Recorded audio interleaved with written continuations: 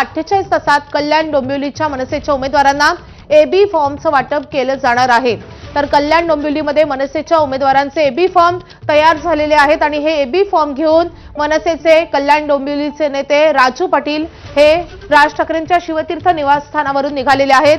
कल्याण डोंबिवली महापालिकेसंदर्भात आता शिवतीर्थ निवासस्थानी महत्त्वाची बैठक पार पडली आहे आणि या बैठकीनंतर हेच एबी फॉर्म घेऊन राजू पाटील हे निघालेले आहेत। त्यामुळे आता कल्याण डोंबिवलीमध्ये मनसेचे उमेदवार हे फिक्स झालेले आहेत, निश्चित झालेले आहेत असं सांगितलं जात आहे। जवळपास 50 जागा या मनसेला कल्याण डोंबिवलीमध्ये असतील। 112 पैकी 50 जागांसाठी मनसेची तयारी पूर्ण झाली आहे आणि उर्वरित जागी ठाकरेंची शिवसेना, काँग्रेस आणि राष्ट्रवादी काँग्रेस जे शरद पवारांचे राष्ट्रवादी काँग्रेस आहेत त्यांच्यासाठी उर्वरित जागा सोडण्यात आल्याचंही कळत आहे। तर कल्याण डोंबिवलीसाठी मनसेकडून आता अशा रीतीने थेट एबी फॉर्मचं वाटप होणार असल्याचं कळत आहे। उमेदवारांची यादी अजून जाहीर झालेली नाहीये, मात्र बंडखोरी टाळण्यासाठी थेट एबी फॉर्मचंच वाटप केलं जाईल आणि उमेदवारी अर्ज दाखल केले जातील अशी रणनीती ठाकरेंनी आखल्याचं कळत आहे।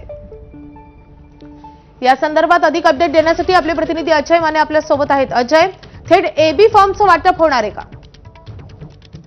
पहिलं तर शेवटच्या क्षणापर्यंत उमेदवारांना थांबून डायरेक्ट आणि त्याच्यानंतर अवघ्या 48 तासात एबी फॉर्मचं वाटप केलं जाणार आहे। त्याच्यात महत्त्वाची बाब म्हणजे की जर कुठले नाराज उमेदवार असतील ते दुसऱ्या गटात जाण्यापासून थांबावेत, म्हणून ही रणनीती जी आहे ती मनसेकडून आखण्यात आलेली आहे। आणि नुकतेच कल्याण डोंबिवलीचे माजी आमदार राजू पाटील हे शिवतीर्थावर आले होते, त्यांच्यासोबत राज ठाकरे आणि त्यांची बैठक पार पडली आणि त्याच्यानंतर थेट एबी फॉर्म घेऊन जे ते राजू पाटील आता कल्याण डोंबिवलीच्या दिशेने निघालेले। त्याच्यानंतर उमेदवार जे अंतिम उमेदवार आहेत त्यांना अगदी शेवटच्या 48 तासात उमेदवारी अर्ज म्हणजेच एबी फॉर्म देण्यात येतील आणि त्याच्यानंतर ते उमेदवारी अर्ज भरण्यात येतील। त्यामुळे मनसेकडून सध्या कल्याण डोंबिवलीत थेट यादी जी आहे ती जाहीर केली जाणार नाही।